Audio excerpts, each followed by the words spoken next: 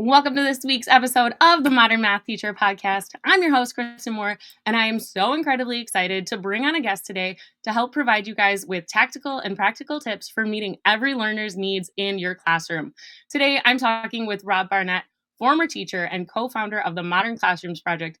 And while his work at MCP has impacted thousands of teachers worldwide, I am particularly excited to share that Rob was in fact my former Modern Classroom mentor. So, Rob, welcome to the show. Thank you. It's wonderful to be here. I'm so excited to see all you've accomplished since we worked together in I think it was the summer of 2020. I remember we had a nationwide scholarship application open to anyone. You were one of the very top applicants, one of the first people we accepted, and it was fun working together then. And it's just great to continue our relationship. Absolutely. Yeah. And none of this would have been possible without the streamlining I've been able to do since implementing the modern classroom. So thanks for that. Thanks for choosing me as a scholarship recipient. You've given the world much more than we ever gave you. So thank you. Oh my gosh. All right.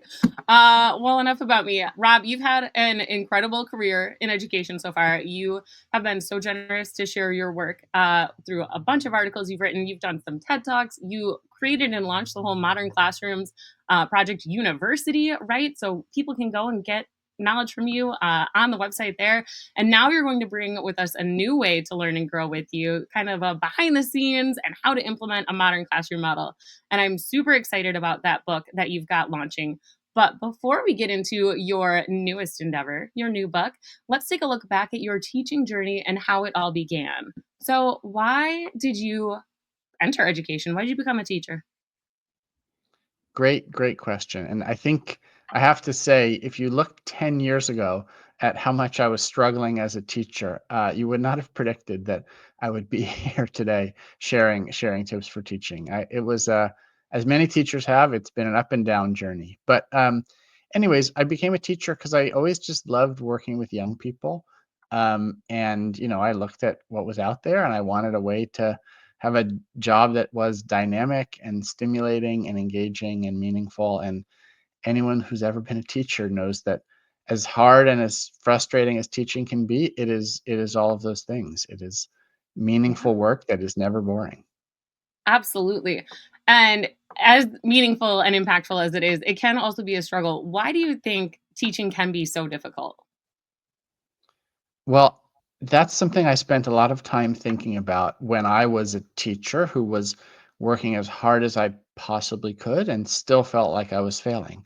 So I had to really think like, why is this job so hard and what can I do about it? And I think what I came to understand is that my job, I was teaching high school math at public high school in Washington, D.C., was hard because my students all needed different things. I had a first period pre-calculus class, and in that class, there were 20 students. Some days when the first bell rang, there would be 5 kids in the room, and by the end of class, there would be 10 or 12. And of those students, I had some who were on or ahead of grade level, really eager to learn and be challenged. I had some students who were years behind, had big gaps in their learning and in their confidence towards learning math. And then I had some students who would miss days at a time or come in late. And I would always end that class and think, God, that was terrible. My students aren't learning. And it wasn't their fault.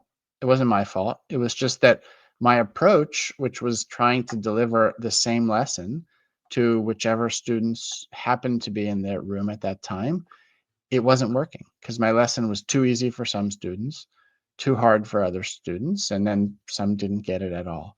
And when I understood that the challenge was not me or my students' fault, then I was able to think, well, what's the solution? What can I do instead of this one lesson per day traditional kind of approach to make things Mm-hmm. better? Yeah. And those issues are still so prevalent, especially I think, you know, having those gaps of learning have always been there. That's been particularly exacerbated since the pandemic. And what I love is that you implemented this model pre pandemic, taught a whole bunch of us how to do it. And it works during a pandemic, before a pandemic, after a pandemic. because you're always going to have those high absentee students. You're going to have those students who are high flyers and just are bored and unchallenged. And a lot of times those students can then, cause their own classroom management problem just as much as the students who are behind and frustrated and disengaged. So, tell me a little bit more about how you started to overcome that in your classroom at Eastern Senior High. Yeah, well, it was definitely a process that took a lot of time and a lot of trial and error. I think sometimes if you look at the modern classroom model as it is today, you might think, wow, they've got it all figured out. And I think it is a model that is pretty comprehensive, but it didn't start like that. It started with a lot of ups and downs and learning. I think the first thing I realized was that giving that live one lesson at a time just wasn't going to work. So I started recording my lessons Mm. on video. And this was not fancy at all. At first, I would start a Skype call with myself. I don't know if people use Skype anymore, but I would start a Oh gosh. Skype call with myself. I'd hit record, I'd explain something, and then I'd stop the call. And that is a video, right? It's as simple as that. Yeah. I didn't have a studio or a board or anything, just explaining something. And I told my students, I'm not going to stand here and explain things anymore. I have the video that you can watch to learn. Yeah. You can watch this. You can fast forward if you know it.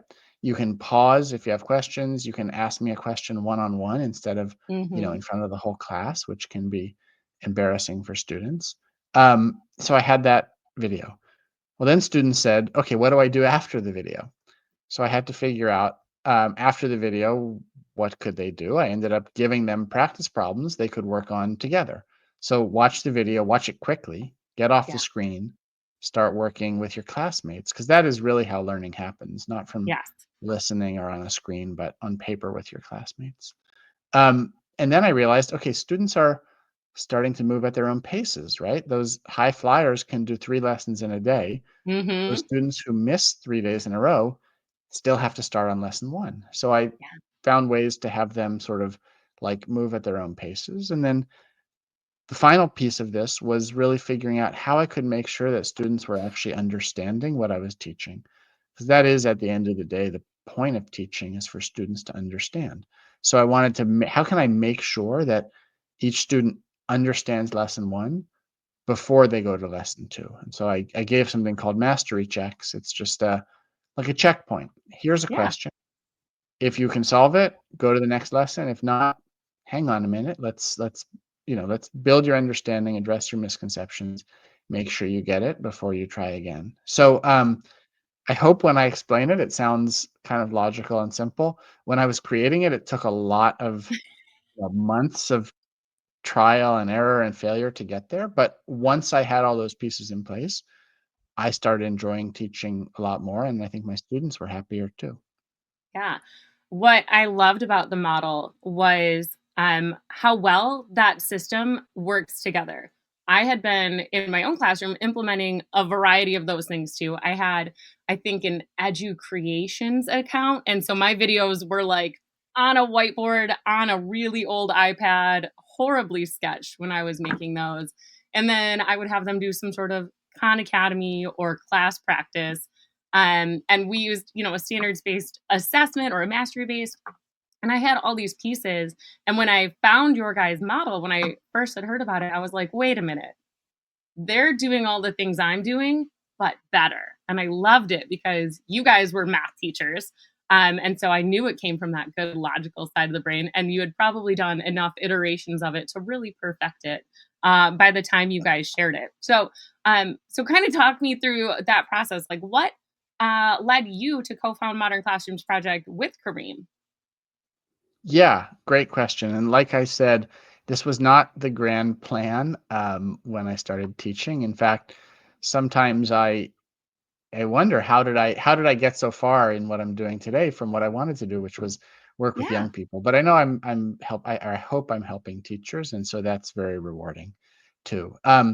I I started using this model. I had been using it for about 2.5 years when I met a teacher downstairs named Kareem Farah. He started at Eastern High School where I was teaching, and I could tell early on in his time, he was struggling with the same challenge I had been struggling with, teaching students who were advanced or behind or not there at all. And so we just got to talking. I said, "Look, I'm doing something in my classroom. It might interest you. Come check it out."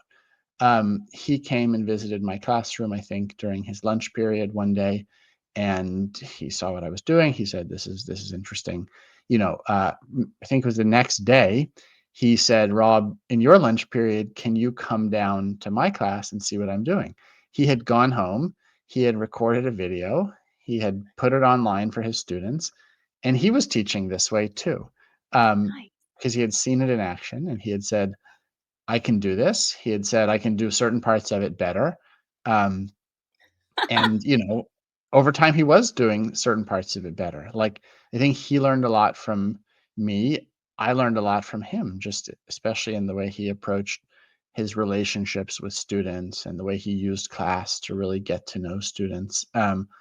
I learned a great deal from him, and so we were both teaching this way, and both, I think, happier, and our students were learning more, and so it was all good. I ended up leaving Eastern. I actually moved abroad to teach, but Kareem kept teaching at Eastern. We kept in touch. He was nominated eventually as the most innovative teacher in DC public schools, Wow. um, which was great because people recognized what he was doing, and all of a sudden they were interested in what's this approach that this guy is using. And so he and I decided we want to share it with our colleagues. At that point, this is 2018. There wasn't as much technology in schools as there is now. And so our colleagues wanted to do this, but they didn't have computers for their Mm, students. So we okay. said, if we start a nonprofit, we can raise money, we can purchase classroom sets of Chromebooks for our colleagues, and then we can train them to use this approach. So in 2018, we bought about 150 Chromebooks, and then we trained 8 of our colleagues in how to teach in our model: math teachers, history teachers, science teachers, English teachers. And they did it, and it worked really well for them. So the next year, we trained 25 teachers, um, which was great expansion, although still pretty small. Those 25 teachers were enjoying it. We said, "There's something here. We're going to take everything we've learned and just put it online and hope it can help other teachers." This was the fall of 2019. Um, COVID came along a couple months later, and all of a Yeah. sudden, there were teachers all over the world who were wondering, how can I meet my learners' needs Yeah. in this crazy environment that I am having to deal with? And so we were in the right place at the right time. A lot of people came to us, a lot of great teachers, including yourself, learned about our work, wanted to learn more, and the rest is history. Since 2020, we've been supporting teachers all over the country and world to take this approach and use it in their own classrooms. That's incredible. I love that it was, something you were excited to try, a best practice you were implementing, and you shared it with a colleague who also fell in love with it, adapted it, changed it, and you guys just continued to share. Having that like tried and true teacher approach is just, I think, something that a lot of us are missing. We see so many, research articles like this is what you should try and this is what you should try. But really it's when you see the person down the hall from you, or I guess upstairs from you, rocking a lesson and your students are getting it and you're meeting all of their needs and you're happier as a teacher and you just want to take that model and expand on it yourself. That's so incredible.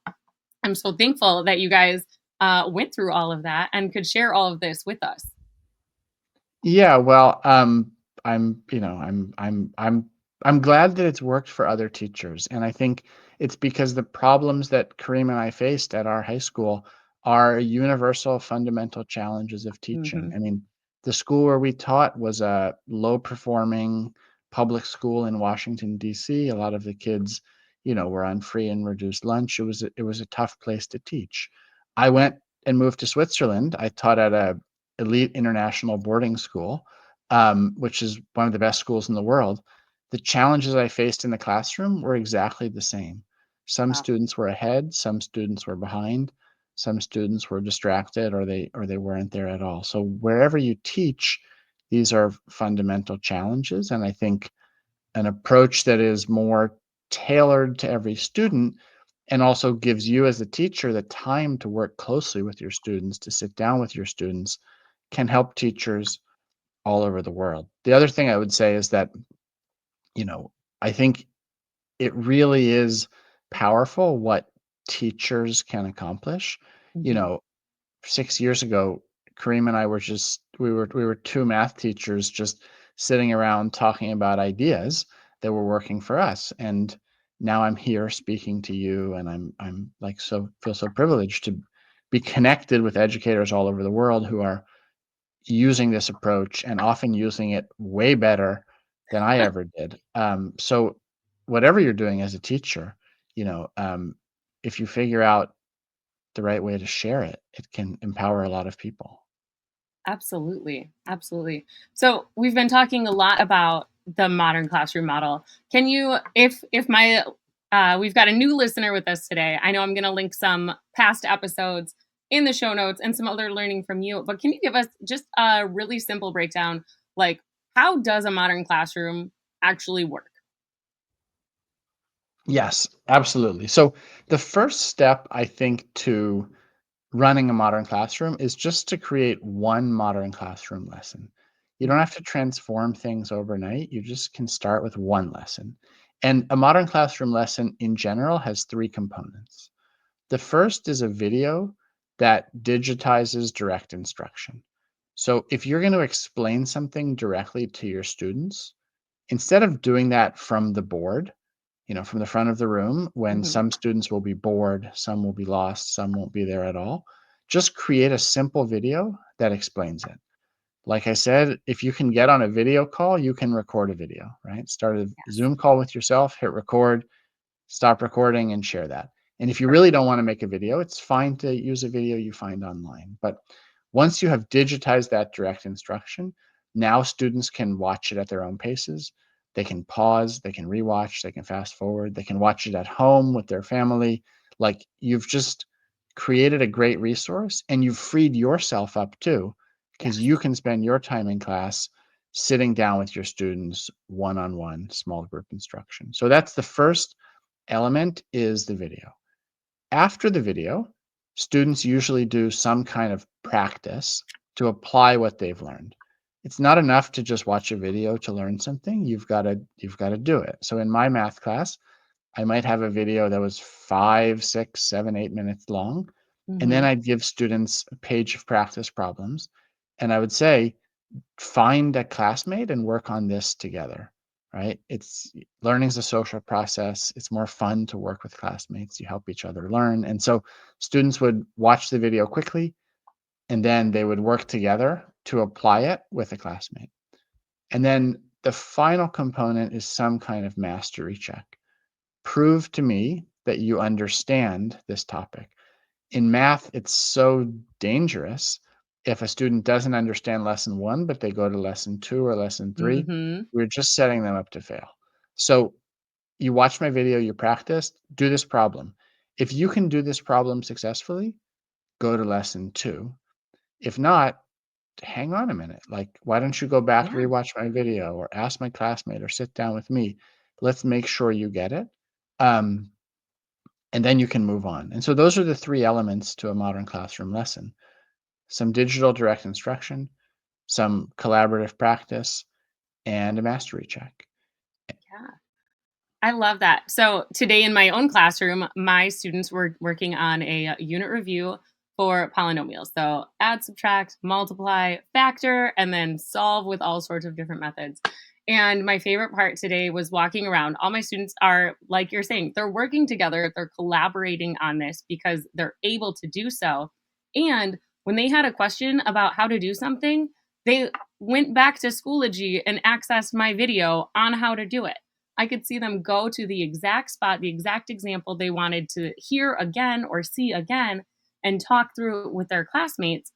And that's something you just don't get a chance to do if you're only teaching live. Yeah, I mean, that's so powerful for a couple reasons. Number one, you don't need to keep repeating yourself, Hmm. which as a teacher is tiring. Number two, your students don't need to wait, right? They can just go find what they need right away. And that also teaches students how to learn. The other day I had an issue with my bike and I didn't want to go sign up for a bike maintenance course. I went on YouTube and I said, Right. how do I fix the brakes on this bike? This is the kind of brakes I have. I learned how to do it and I fixed it. And if I have an issue that I can't fix, I go to the local bike shop and I speak with the expert to help me. Yeah. But that's how learning happens. So I think your students sound like they're not just learning math, but they're learning how to learn. And, you know, much as I love math, I think it's that other lesson that's probably more important.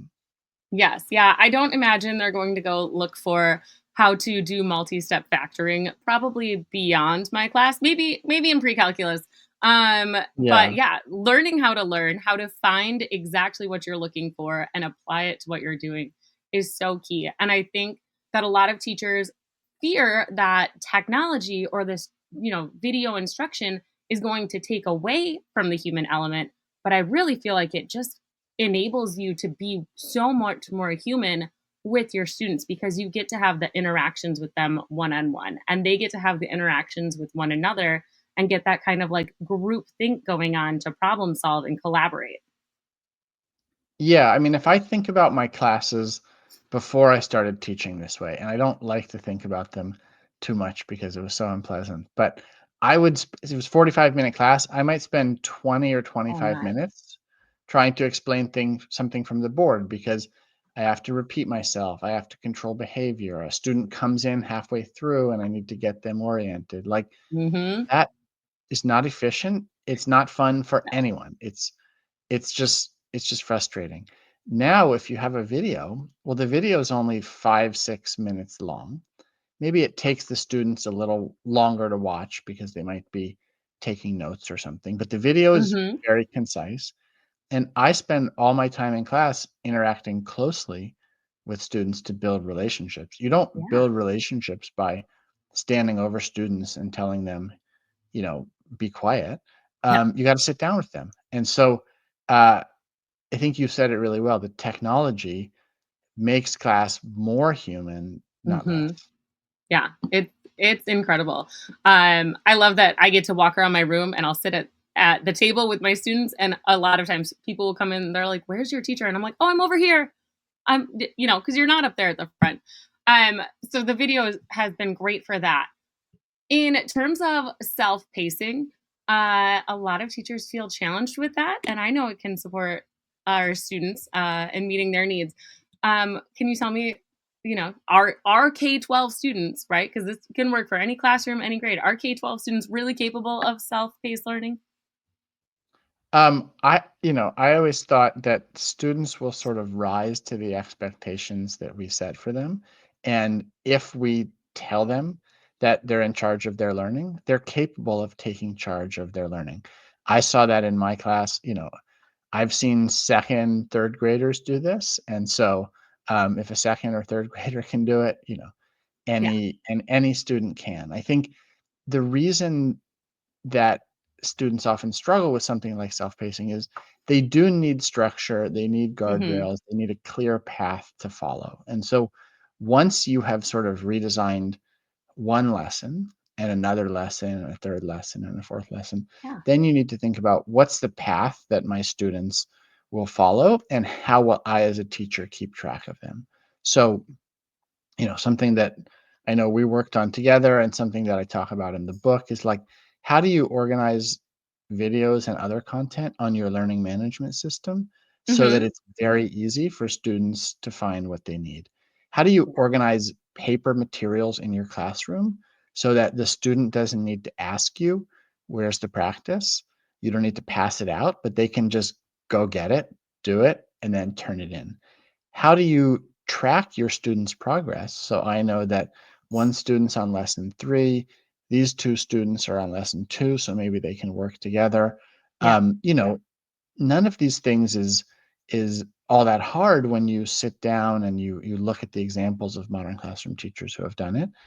It seems overwhelming, this idea, self-paced classroom. Wow, that's how could that possibly work? But actually, there are simple steps that Yeah. I took, that you took, that any teacher can take to create this classroom where it's not the teacher's needs driving instruction, but it's actually every student's needs.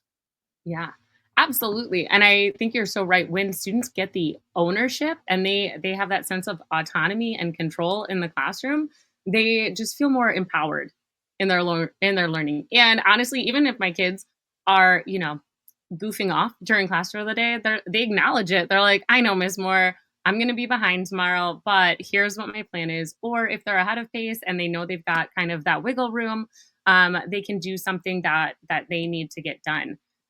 But what I also love about with like the self pacing and flexibility is how we can really incorporate those different levels of activities for our students so that we can balance challenging our advanced students and supporting our students with those learning gaps. Yeah, I mean, if you think about sort of a standard math class, I honestly think it's upsetting. Think about that student who comes into the 8th grade math class and their skills are at a 4th grade level. Like, how are they going to succeed? They're really going to struggle, and they'll feel rushed, and they really won't have the chance to achieve true understanding. Maybe they can get by, maybe you can give them highly scaffolded questions so they can sort of follow along. But, you can't truly understand 8th grade math if you have a 4th grade level. And Yeah, so the students, they just need more time to get there. They need more support. They're perfectly capable of learning if they have the time to get there. Um, on the other hand, you think about a student who comes into that 8th grade class ready for, ninth or 10th grade math. That yeah, student is just wasting their time. Like, you can't learn something you already understand, right? You need something new. And so yeah, that that is sad and upsetting too. And so the question is, how can a teacher give both students something they need? I think traditional approach would say, well, give them both the same content, but yeah, give one student the easy version and one student the hard version. And I never like that because it means some students always get the easy version. yeah. Some students always get the hard version. Those struggling students never get the opportunity to achieve real mastery. And I think that's a shame. um, those advanced students are never challenged to reach their potential. One thing we hear about in math is this idea of the low floor, high ceiling task. Yes. Well, some students are always dragging along the floor, and others Mm, keep hitting their heads on the ceiling. So I don't love that. I'd rather have a yeah. classroom where students can be working on different lessons at the same time, depending on what Hmm. they. Yeah, absolutely. I think that it really helps your students to again feel empowered in the classroom. And I love that there's going to be times when they are kicking butt at the content and they get to that challenge activity and they get to move at a more advanced pace. And then there's other times where they're going to have to slow down because it's just not clicking with them. And the flexibility in this model really helps us to reach every learner at every stage of their learning because you're not always going to be high, you're not always going to be low, you're going to go kind of back and forth. And that's something I just really appreciate about this model. Yeah, I mean, and I think, like, okay, I became a math teacher, so I always liked math and I was good at math and I always wanted more challenge. I Same. remember being in, my son, he likes art, and when I think about my art classes I was in, I hated it. I felt like I couldn't do simple things, but I was always asked to do, harder and harder assignments, and I Yeah. just felt like I can't succeed here. Like, Ah, I don't have the skills here. So, and I think, every person has that. Areas where you need more challenge, areas where you need more support. The question is the instruction in the classroom set up to provide that? yeah. Yeah, absolutely. So, in your book that's coming out, Meet Every Learner's Needs, you mentioned, redesigning lessons, right? And your entire course and, eventually all of your instruction to meet students' needs. Could you maybe walk us through a few practical steps that teachers could use to start redesigning their lessons, like tomorrow? Yeah, absolutely. I mean, I think the reason that I wrote the book was to tell a bit of a story in a logical way from beginning to end, both how I went from struggling teacher to where I am today, but also how any teacher can do that. How can you go from, struggling to meet your learners' needs to really inspiring others to do the best they can in your community. So, as I said, I think it starts with redesigning a single lesson. And I think all that takes is if you have an upcoming lesson you're going to teach, just thinking differently about how you're going to teach it. Instead of planning how you're going to explain something from the board, give the same explanation on a Zoom call with yourself and hit the record button. You're going to explain it at some point, right? But rather than explain it over and over and over every time you teach it in class, explain it once on your computer, and then you have a video that can last as long as you teach. Um, I think the next step is think about once students watch the video, what should they do next? That's probably already part of your lesson plan, right? So like that doesn't require a lot of work. It's just that instead of giving it to all your students at the same time, you're giving it to each student when they finish the video. Yeah. And then the final piece is thinking about how are you going to really check that students understand? Well, most teachers that I know, they already use assessments to do that. They Mhm. have a daily exit ticket or they have a pop quiz or something. My take is don't give your exit ticket to all your students at the same time when you know that some are going to pass it and others are going to fail Yeah. it. And how does that help you? Just take that exit ticket, give it to students when they're ready. So that way Mhm. the students who are ready can advance and the ones who need more time have the time to achieve mastery. None Yeah. of this is really extra work. It's just taking what you're already planning to do and doing it in a different way. And yes, it will take you time to record your first video if you've never done it. You've got to figure Mhm. it out. It will take you time to figure out what makes for a good mastery check. But once you have those things, it's gonna save you so much time because Yeah. you never have to repeat yourself. You don't have to stay after class to talk with students one-on-one because that's all you're doing during All class. day. And so it saves you like, I felt like by the time I had been doing this for a little while, I already had my videos ready to go. Yeah. I didn't even feel like I was going in to teach in that stand and deliver way. I felt like, "Okay, I'm showing up today and I'm just gonna help my students succeed." Um, Mhm. that was so much better than, like, I've gotta get on stage and give the performance. Ugh, I hated that. Oh, yeah. No, it's so much better. So teachers, you have some homework from us. I want you guys to go out and you can use Skype if you're still rocking a Skype. You can use Zoom if you're rocking Zoom. If you've got an iPad, I like to use Explain Everything. Whatever you do, go record one lesson, maybe one lesson that you're going to teach this fall, or sorry, this winter. I know what season we're in. It's fine. I'm in Michigan, so actually we never know what season it is. Okay, but one lesson that you're going to be teaching this February, go record it. Pick out 1 to 2 lessons or activities you want them to do with that, right? Give them a must do, and then go see what you've probably already purchased on TPT and make that a should do or an aspire to do. You'll learn more about that in the book, I promise. And then write that exit ticket. All of that for the same lesson you would have done in class. Go do that right now between listening to this and that class date. And then you will have one of your own very own modern classroom lessons ready to go. And that exit ticket, again, you're not going to give it to them at the door. You're going to give it to them when they're done and they're ready to check for it. Yeah, I mean, when you say it like that gosh, it's compelling. And I can also say, like, if you are if that feels intimidating to you, which I can understand, like, The book, I think, breaks it down in more detail, and Yeah.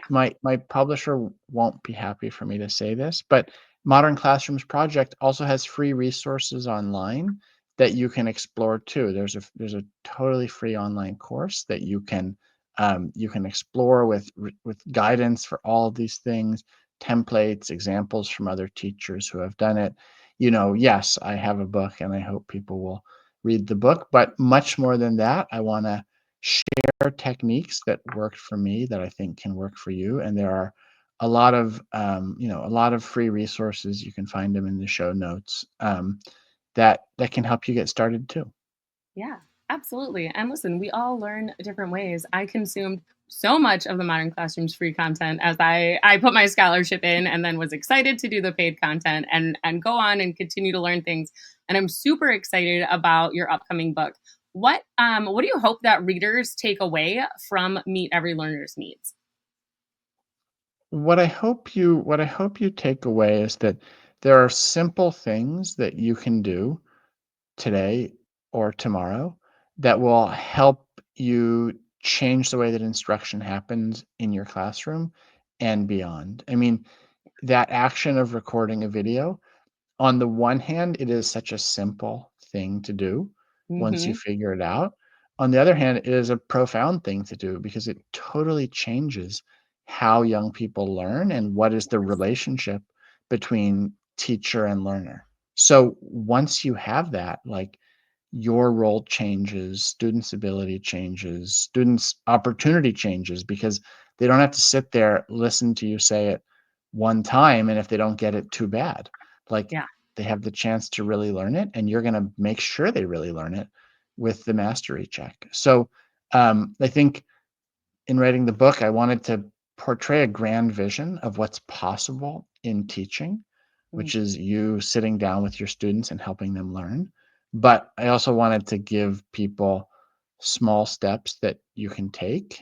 And the reason I wanted to give those small steps is they're the same small steps that I took. Yeah. I recorded a couple videos, and then I recorded a couple more, and then I invited Kareem to visit my classroom, and you know here I am. So it can be the same for you, whether you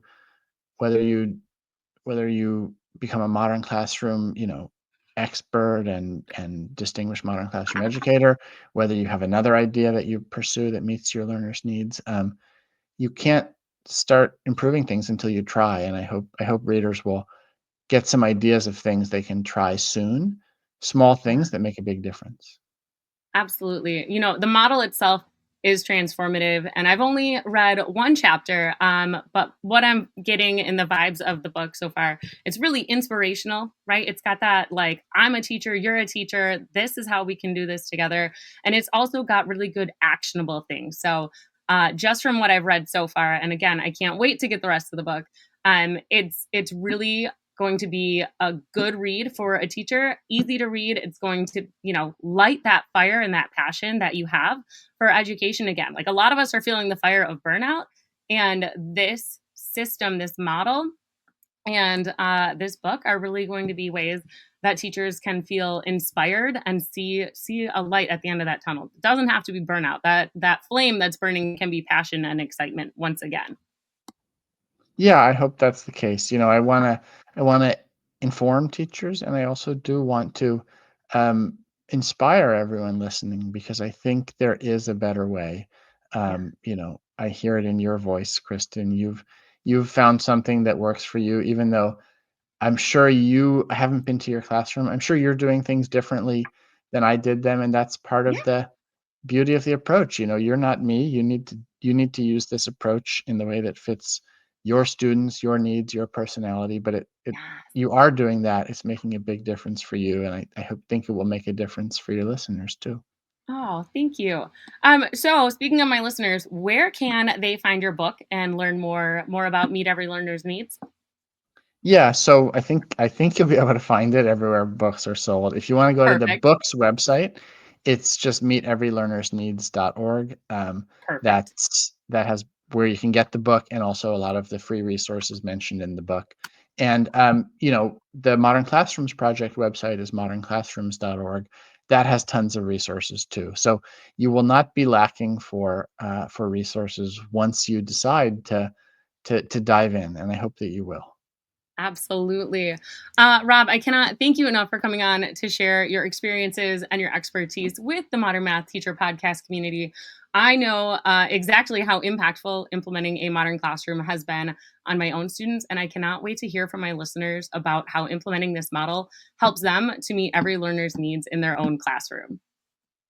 Great. Well, thank you so much. It's been a pleasure reconnecting, and yeah, I can't wait to hear what your listeners achieve. Oh gosh, yeah, I'll absolutely share with you what they say. All right, listeners. Well, thanks so much for tuning in to this week's episode of the Modern Math Teacher Podcast. Make sure to keep sharing your thoughts and ideas with us in the Modern Math Teachers Facebook group. Keep learning and sharing new strategies to support and engage all of your learners. And as always, keep it real.